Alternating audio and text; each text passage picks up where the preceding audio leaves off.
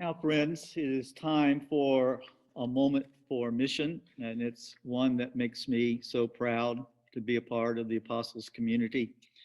It is one in an ongoing series of presentations and discussions that we have with you, the task force, the anti-racism task force at Apostles, and Sharon Broich, who is a member of the task force and is also joined with a number of us who are members of the Presbytery Task Force on Anti-Racism, has a presentation for you now. Sharon? Hello, Gwen will be showing a video that is a creation by Joy Baganco.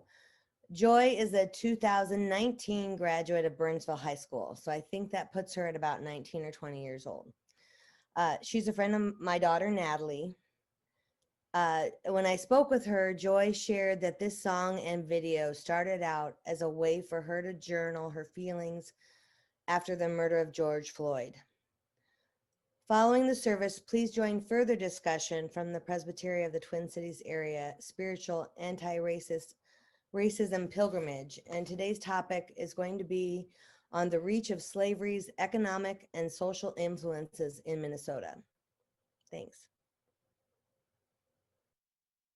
You saw the man, he died right there. We blinked, it happened way too fast. Way too fast. Handcuffed, his face was on the ground. Losing air, he tried to make a sound. Somehow they walked away so proud. I can't breathe, say his name. Say his name, or say his name. I can't breathe, say his name. Say his name, or say his name. Outside is where the free man runs. No threat, but still they drew their guns. Didn't know that day his life was done. I can't breathe, say his name. Say his name, or say his name. Long day, she'd barely gone to bed. No knock, got charged for self-defense. 8 shots led to eternal rest. I can't breathe, say her name. Say her name, or say her name. Sean Reed is one we can't forget. Broad daylight in a high-speed chase. Gunshots heard on his Facebook page.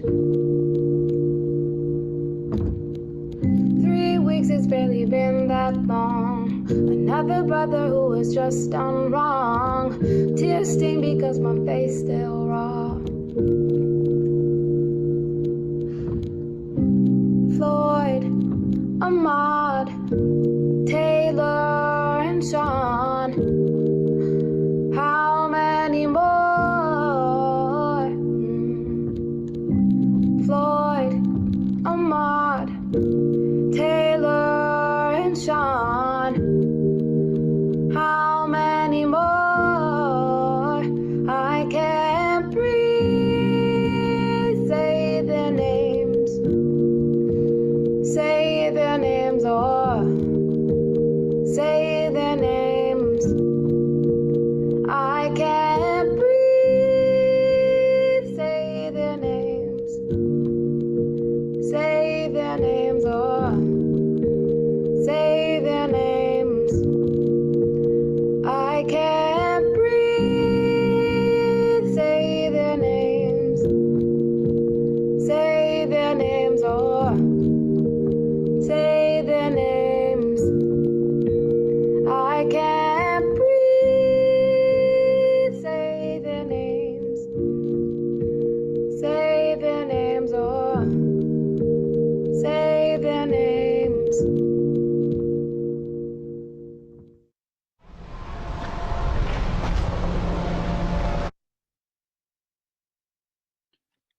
just to repeat what Sharon said, we'll invite you to stay after worship for discussion. How appropriate that I'm having a hard time speaking as we come to prayer time. So I'll just not try to speak right now and say invite people who have prayer concerns to share them now. So Sharon, would you like to say anything to start the discussion? The video was pretty powerful, real powerful, and anything else you want to say? I would invite anyone's responses to that video. What I'm going to be sharing after that is more about Minnesota history, going back a little bit. So it's not a very, the segue is not very graceful, but it is what it is. So. Well, I tell you what, why don't Sharon, how about this? Why don't you go ahead with what you want to say? And that may stimulate other questions or references back to the video. Sure. And we'll see if there are questions or comments at the end of that. Great. Okay. What I'll be reading is from the book called The Slavery's Reach, Southern Slaveholders in the North Star State. This was written by Christopher Lehman, who is a Black African-American professor of ethnic studies at St. Cloud State University. And anytime that that the term Minnesotans is in the reading, it is referring to white Minnesotans. The connections between Minnesota and slavery went beyond those made by distant, wealthy enslavers. A slaveholding financier provided much of the capital behind the fur trade in southern and central Minnesota. Military officers, federal appointees, commuting businessmen, small farmers, banks and insurance companies, hotel keepers, and land speculators all brought connections to slaveholders' wealth into Minnesota territory. Some brought their slaves too. Minnesota existed as a territory and a state during only the last 16 of the nation's 246 years of legal slavery. And it now has even fewer buildings that reflect its involvement with slavery than the South does. The hotels where slaves stayed with shareholders, they were burned down or demolished over a century ago, and the summer homes that enslavers built met similar fates. The buildings have not survived to bear witness to the tremendous impact of wealth from slave labor on Minnesota's development in those 16 years. And the choices of Minnesotans in remembering this history have not done even more to minimize its significance. It's not surprising that Southerners who were prosperous enough to invest or vacation in Minnesota relied on slaveholding wealth. This is not, however, the point. The recruiting of investors by Minnesota's political leaders, the eagerness of new communities to attract those investments, the participation of financial institutions, the catering to rich tourists, all were part of the web of connections tying Northern development to Southern slavery. Indeed, wealth pouring into Minnesota from the northeastern United States was also made in banking and industries that grew because of the labor of enslaved people. Minnesotans and other Northerners have forgotten their state's complicity in slaveholding economy, just as some Southerners had denied that the Civil War was ever fought over slavery. We might question the relative level of slaveholder investment in Minnesota land and businesses. While it is not possible to calculate this figure, it is abundantly clear that people in Minnesota invited, encouraged, and welcomed any investments and expenditures from slaveholders, and broke their own laws in order to facilitate such income. Investments made by slaveholders were crucial to Minnesota's development at times and in specific areas of the state. Minnesotans allowed illegal slaveholding in their communities and benefited from it. Minnesota was not a distant land, far from the turmoil of the 1850s U.S. politics. It was the front lines of the pre-war battle over slavery. In the 1850s, non-slaveholding Minnesotans knew that Southern slaveholders and the people they enslaved were in their midst. Some locals created businesses catering to Southern travelers in the tourist-friendly communities along the Mississippi River, which connected the Northwest to the South.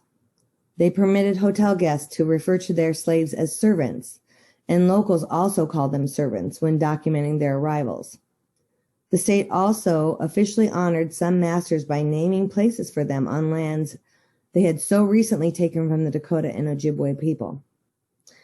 Because no one was arguing that Minnesota should be a slave state, the settler colonists who took up the land might have assumed that the practice did not affect Minnesota itself.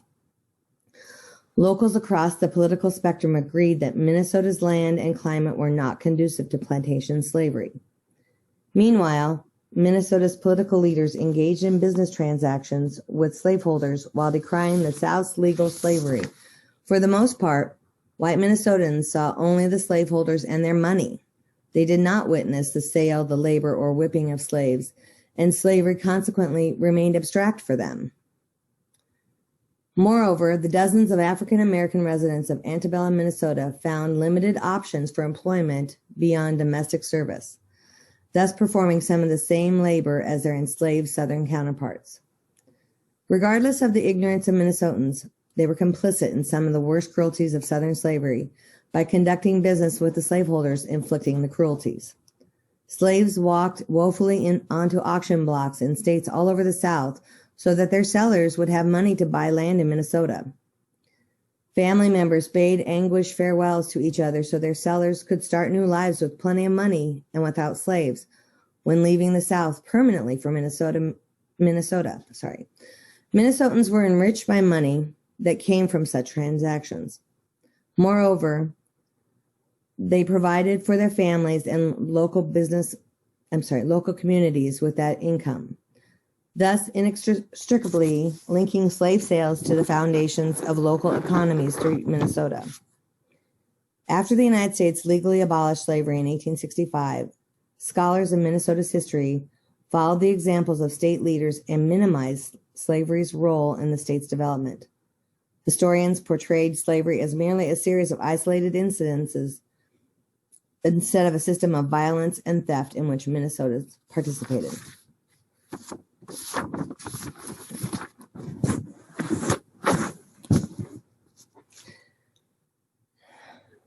And I don't really know what to say after that. Any comments or regarding that or the video or? I would be interested, as you all know, I was from the South, and so I'm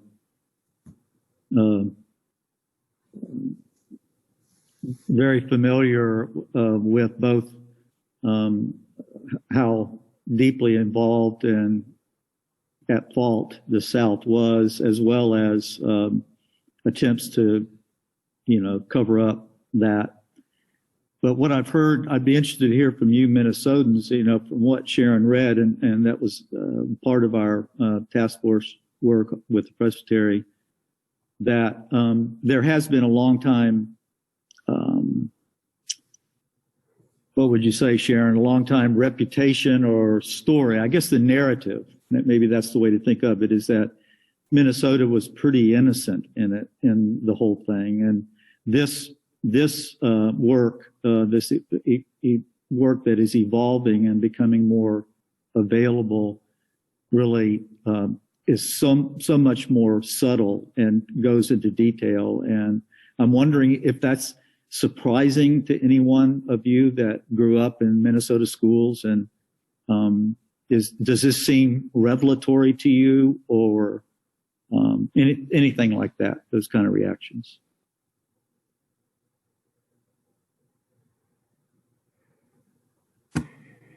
Oh, Emily.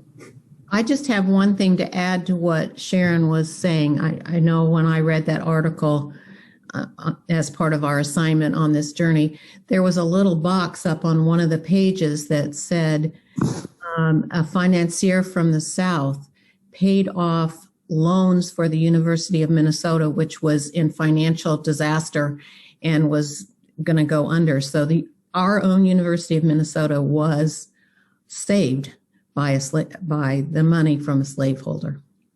Thank So I you. thought that was that was really something Mhm. to think about specifically.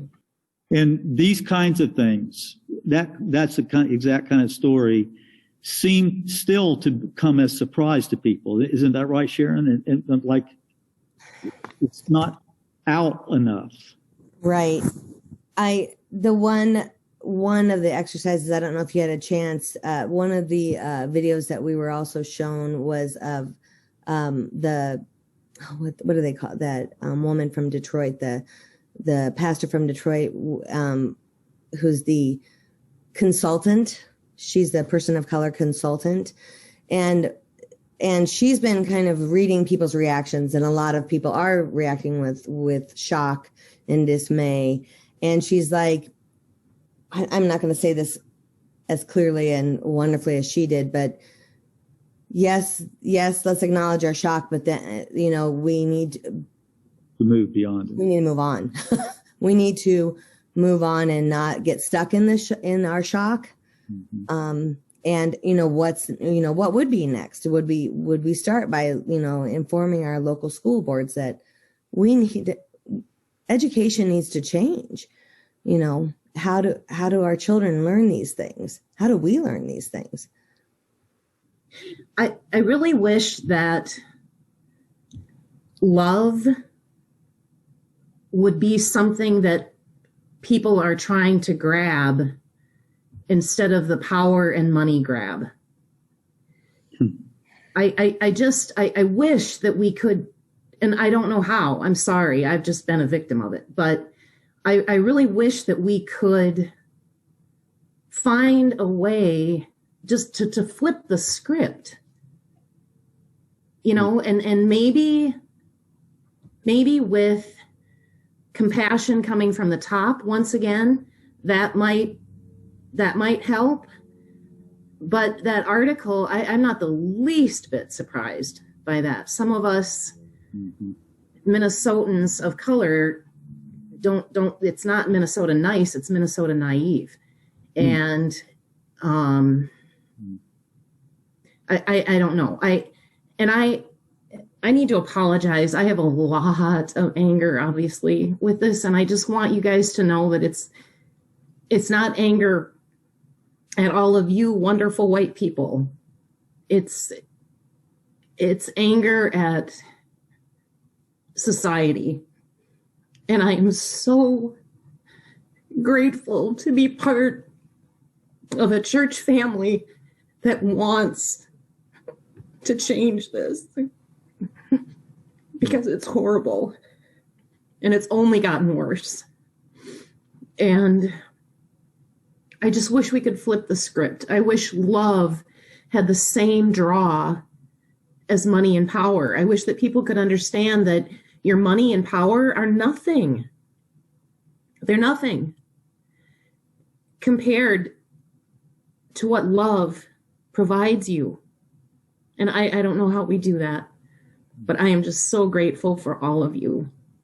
So I'll Thank you. stop blubbering now. No, Chris, I just want to, I'm not going to say this the way I want to say this either, but I want us to be a safe space for you to be angry. That you don't have to apologize about your anger. That we want to do better. We want to do better. And this is where it's starting. But you get to be angry. Your presence with us, Chris, is such a blessing, and it's such a manifestation of that you would gather with a bunch of white people and love us the way you love us, and that's just a perfect picture of what grace is, unmerited love. Well, I was raised by two of the most amazing white people in the world, so.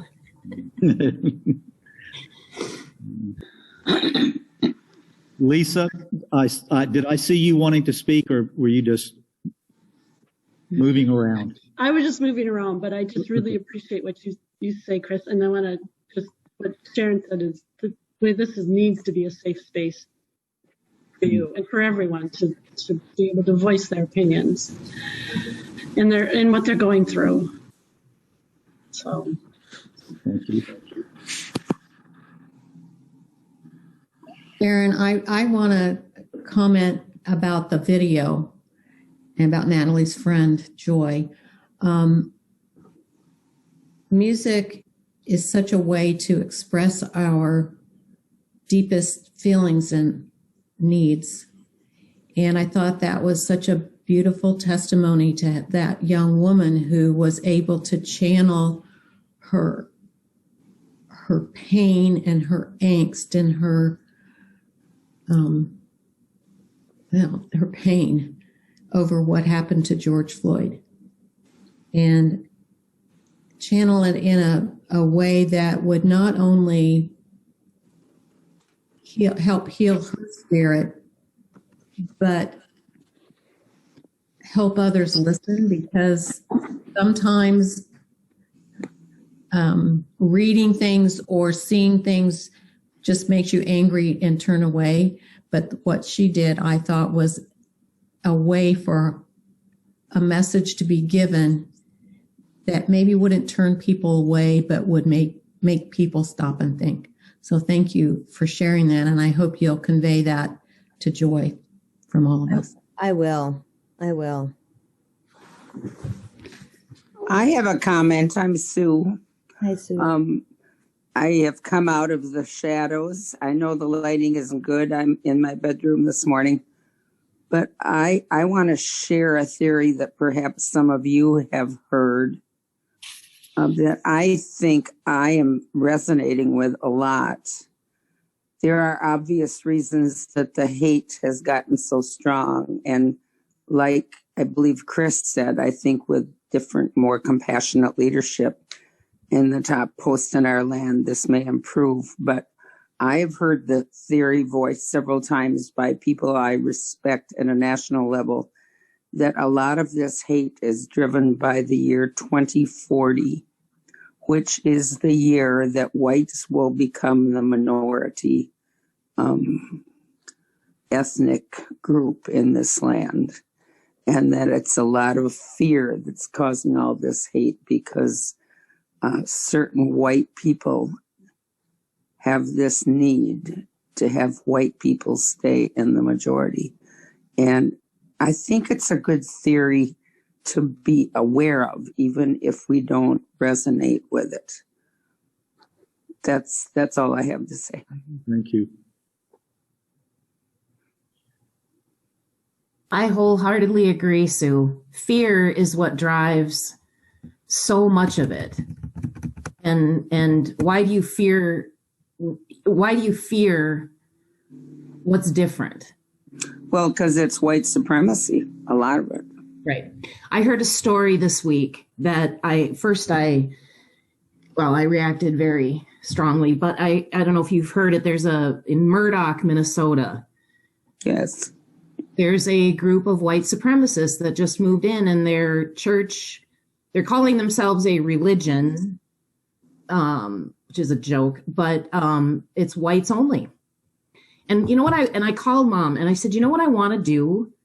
I want to burst into that church in the middle of their church service and storm up the center aisle and tell them that I want to join their church, and have them tell me that you can't because it's whites only. And then I want to tell them that I'm half white and see what they say. And then I'd like to remind them, and then I'd like to remind them if God is who they worship and if Jesus is someone they believe in, then Jesus would not be allowed in your church either. Exactly. He wasn't. Exactly. So, these white supremacists that claim to be religious scholars and, really? Jesus wasn't white. So it kind of blows up the whole theory, doesn't it? Yeah. A little bit. Yeah. As does the Bible and all of God's teachings. That kind of blows up the whole theory too. And I don't know. It's just a reminder It's just a reminder. And I think it's my anger, but the other part of it is I just wish that people would be not in a violent way by any means, but just challenge what people say. You know, well, this is whites only. Why? Why? Oh, because that's all we want to look at? Well, okay, how do you feel about disabled people? How do you feel? I don't know. I just, if we could challenge it, because And they protect themselves, Chris. They protect themselves by saying it's for Norwegians. yeah, Yeah. my so-called cousin, the entire weekend that we spent with them 2 years ago, pranced around in a t-shirt that said proud and pale and proud. Oh. And he wore it because I was going to be hanging out with them, you know, up in Detroit Lakes. And, you know, I can't be seen with this person and not have my true feelings displayed, right? But anyway. Don't you think, Chris and Sue, that a lot has to do with a fear of losing the power that these white old men, unfortunately, have right now? They have fought it against women. They didn't want women to gain anything. It's that power. It's the power to make the decisions as to what goes on in this country. Sure, sure. And they don't want to lose that. Right. And they are fearful of that particular thing happening to them, Yep. which would change a lot for them, like these billionaires and other people who are making, you know, all their money from, they're wealthy at the top 1%, and the rest of us have not benefited at all. But wouldn't that make a difference to, excuse me, wouldn't that make a difference if they weren't in charge? Yeah, that's right, Barb. Let me say here that our Constitution was written and directed at white male landowners. Right. Who were the only species at the time that mattered. Yes. It's taken us 200 plus years to understand that women matter and that people of other colors matter, but we're still not there. No. Well, you white supremacists, do any of you appreciate a rainbow, for crying out loud? And the other thing is that the power grab. You know, I mean, if you're going to go way back, look how this country was founded. And I don't know. I wish love had the same grab, and I wish mental health had the same stigma as a broken leg. Amen. Amen. Well said.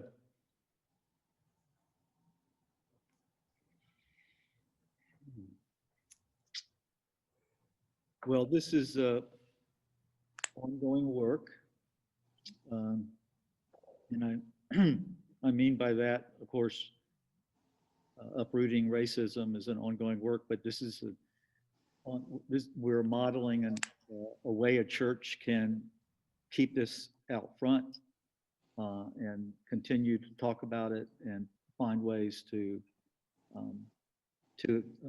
affect change when it comes to racism. This past week, Emily and Julie were interviewed by Anna Kindig. Anna is the leader of the anti-racism work at the presbytery level. They interviewed them because I had told the executive presbyter that we were routinely and ongoingly sharing what we're learning at presbytery level and in our own lives with the whole congregation. So this is, in case you haven't heard this before, these events after worship will be frequent and into the future as we live into and try to create a society that really truly addresses systemic racism. And I'm grateful to all of you for being here and for the great witness that you give to Christ in the world. Is anybody else, was anybody else waiting to say anything? Before we, May I just say one thing? This spiritual pilgrimage that several of us, I'm not sure how many, are there 8 or 10 of us on this pilgrimage, but it is not easy.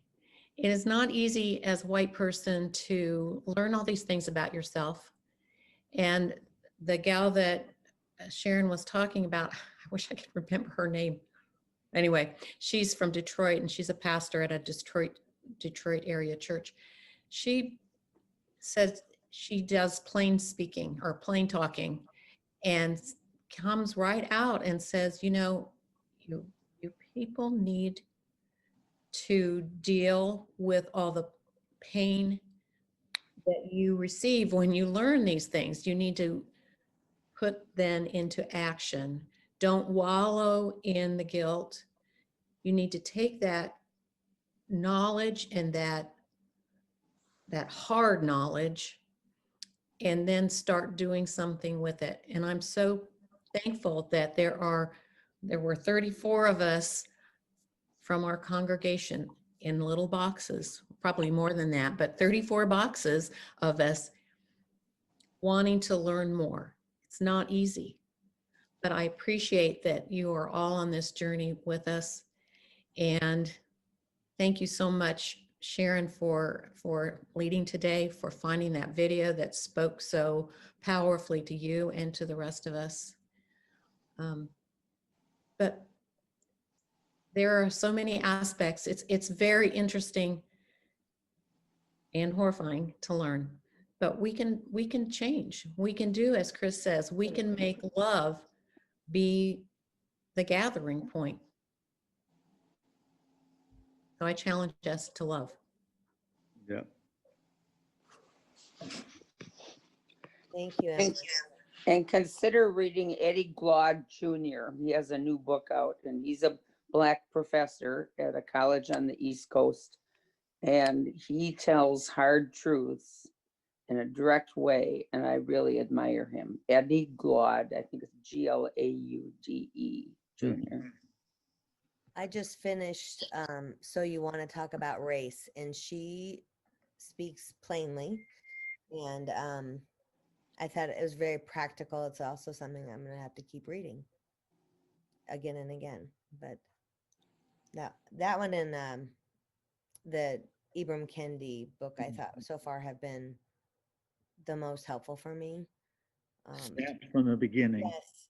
Oh, and that Louis that got it on the picture there. Louis, yeah, is I was holding up. talking about how to be anti-racist, but yes, Oh, yeah, he's written too. Yeah, that one too, Louis. Yeah.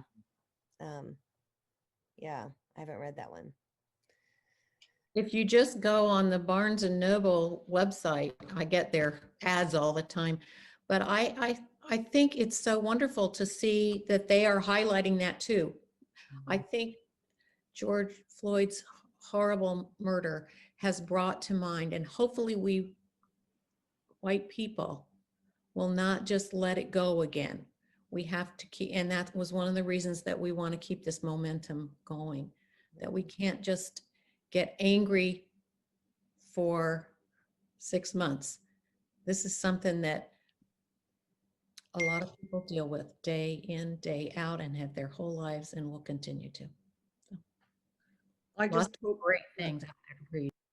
you're right, Em, and I just hope that that the children are hearing this, the young generations that are coming up, because we were the ones that were taught differently. Fortunately, I didn't have a mother and father that thought like that, you know, and didn't spread that kind of thing. And the area that I came from in New Jersey wasn't like that, our school system. But I'm sure the history books, the same history books were the same, you know, but we've got to educate the young people. They have to be brought up like that. And it's going to have to, of course, be changed in the home. There's no question. But they can't be taught in school either, different things, or because by omission is the same problem as protesting it. So I will tell you, I'm hoping, I really am, with everything that we're doing now, I'm hoping that, and I think they did show that younger people certainly have been very active in the protests and things like that. And I hope that continues. I would tell you that I've been highly influenced by my children. They're, and I don't know if Gwen probably remembers that a couple years ago we held the space for a young man that had died suddenly. He had been one of the classmates of my two younger girls, and Toby was the young man, his best friend, that was kind of facilitating this gathering. And Toby organized a Burnsville peaceful protest in late summer. So I think some of our young folks they're doing a heck of a lot, and we need to be open to them as well. We need to listen to them. They're very active because they don't a lot of them don't understand this white supremacy thing, because that's not the world they live in. We are so much more diverse now than we were when, some folks were young. And so they don't, there's no convincing them, because they look around and they see a rainbow. So they don't understand this, white supremacy ideal. Except in rural areas, Chris. There are a lot of areas in the north that are, small towns through Minnesota, Wisconsin, Michigan, where there are no people or very few people of color. So I'm afraid a lot of the areas that we're talking about are right there. Yeah. Tessa, would you want to say something, Tessa? Yeah, sorry. I have to go because I have to sign into another meeting. But I just wanted to say that I really appreciated listening to this conversation. I found it really interesting and insightful. So thank you everyone for sharing. And really quick, I just want to plug another book. I read this earlier this year. It's called A Good Time for the Truth, Race in Minnesota. And it's a collection of short stories by people of color living in Minnesota, what their experience is. And I thought it was really, really interesting just to hear, because it really opened my eyes to a lot of things that I wasn't aware of, specifically in our part of the world. So I highly, highly recommend it. It's edited by Sun Yung Shin. So I have to go, but I really enjoyed this conversation. So thanks, guys. You, Tessa. And we won't lose our connection because you leave, right? Or will we? I won't, or you won't. I'll be transferring hosting duties to Barry. So okay, wonderful. Thank you very much. Before you leave, I don't think Tom has the right email address. Could you have somebody send out another link for the meeting you're talking about? Oh, sure. Yeah, I can send it out. Thank you. Yep. And Tessa, I want you to assure you that comments by you are always welcome. Thank you. Thanks so much, guys. All right. Bye. Bye, Tessa. Oh, Emily, I was just looking at your comment about there's a lot of good children's books too. We did buy Anti-Racist Baby for Josie, but actually it's for us. And that I don't know if anybody's read that book. It's a board book that Ibram Kendi wrote, and it's a lot of adult language, but I think we got to trust that our kids can absorb this. And this is what, it's I highly recommend that. That's good. A couple of people have mentioned education here, and we've got some educators that are still here.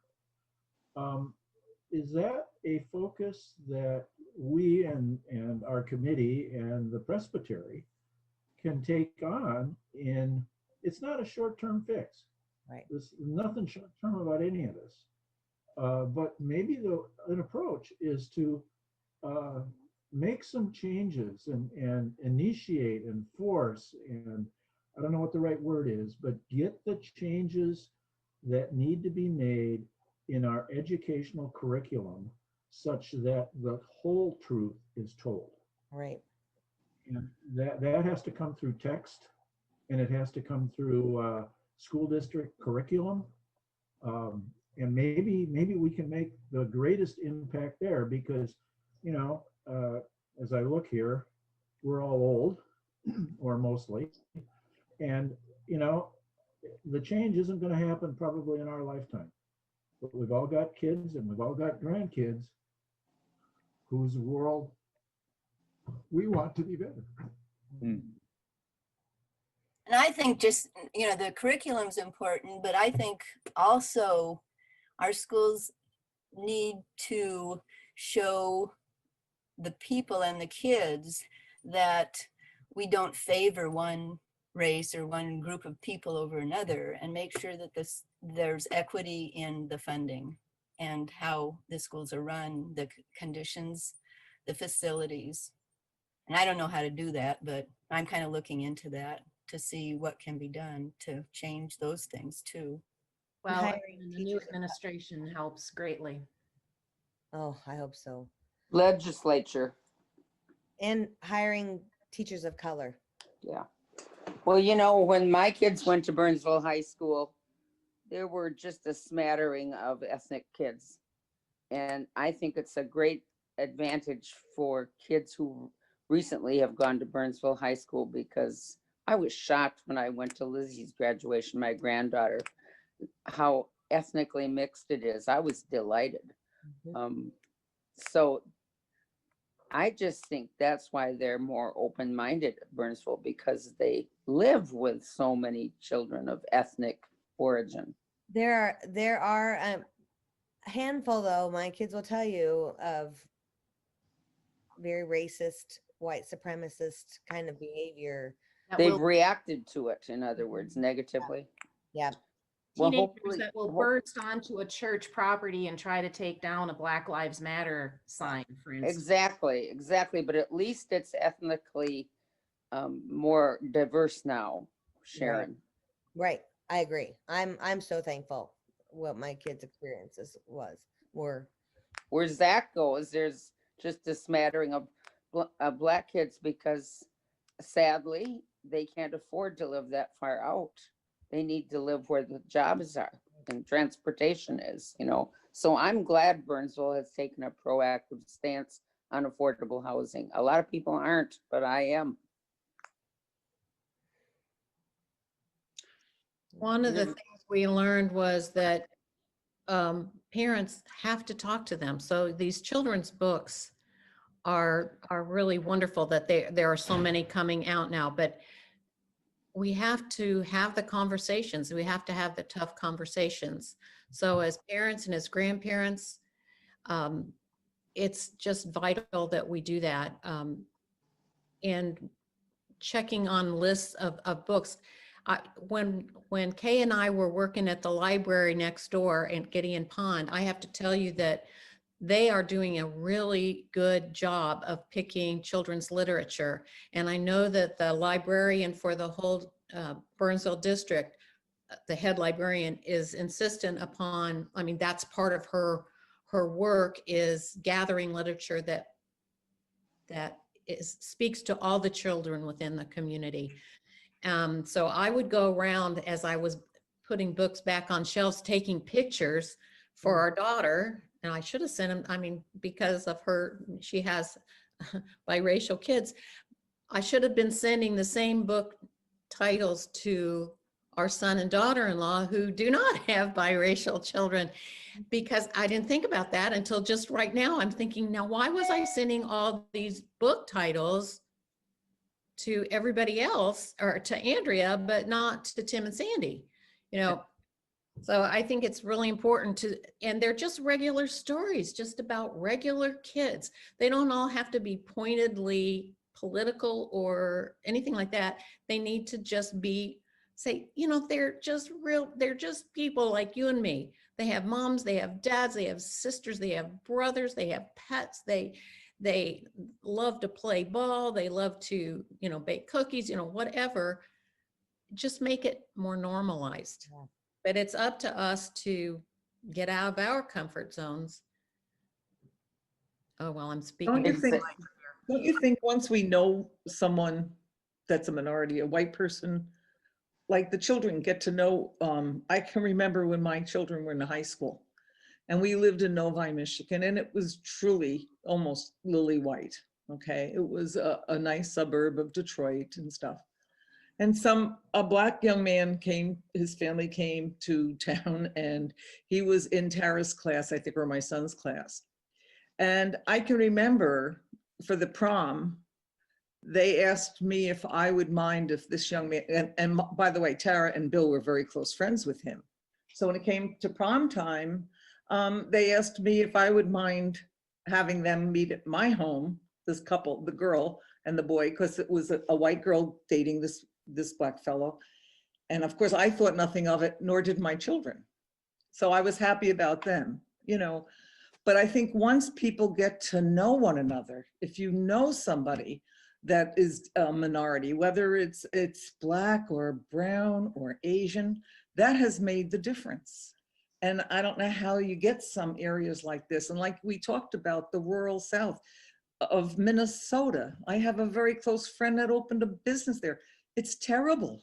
It's terrible what they say, what they do. You can't even believe what they wrote about Governor Walz for what he's recommending. Oh, I can believe it. I mean, these white people have this attitude down there, and I think in all the rural areas of Minnesota.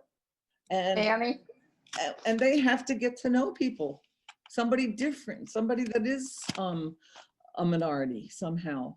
And I think once we've known one another, we become close friends, you know, and we care for one another.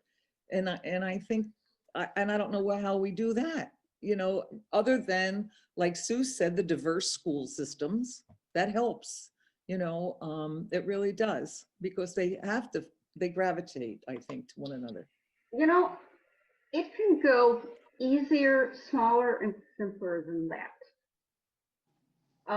I don't know how old I was when I told my parents I wanted a black baby doll. They found me one.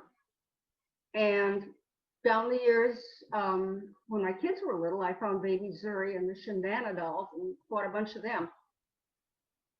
Later on, Kate was working with a young Black boy who had come over from Africa. And he was asking her why she treated him differently than everybody else did. And it took her a long time to figure it out, but she figured out that part of it was the fact that she had all these multicolored dolls when she was little. And she got to the point where it was just a case of, you're a person, you're an individual. Oh, you're from a foreign country. That's interesting. And so she treated him more the way she would treat someone from Norway or from India or from Japan or from any other foreign country than just lumping him into the American Black history that anybody else coming over with black skin gets parked into. So she saw him as an individual and not as,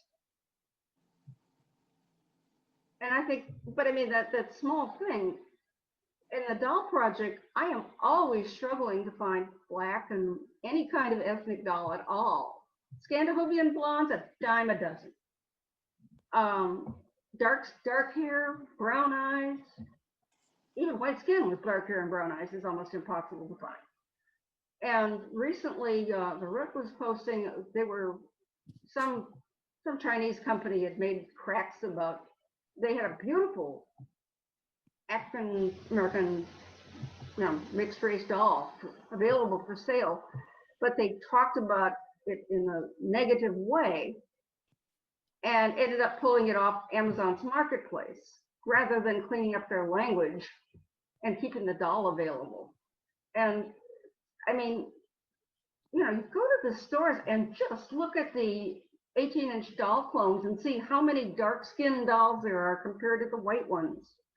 And I'm not saying it hurts a Black kid to play with the odd white doll, but it certainly doesn't hurt the white kids to play with Black dolls either, or Asian, or. And that imaginary play as a preschooler sticks. Okay. That's a simple thing, but you can't get them. You know what I find interesting are these these white people that are talking smack about black people on their way to the tanning booth. Yes. It's like, well, if really, okay. You know, it's the perspective, and it's, you know, the tan from the sun is accepted, but the tan from the womb has to be defended. Yeah. Yeah. But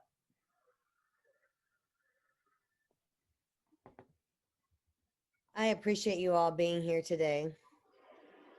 Thank you, Sharon, for your work.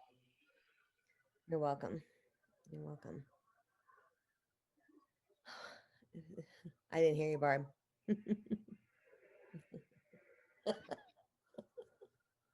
All right. It was thank you.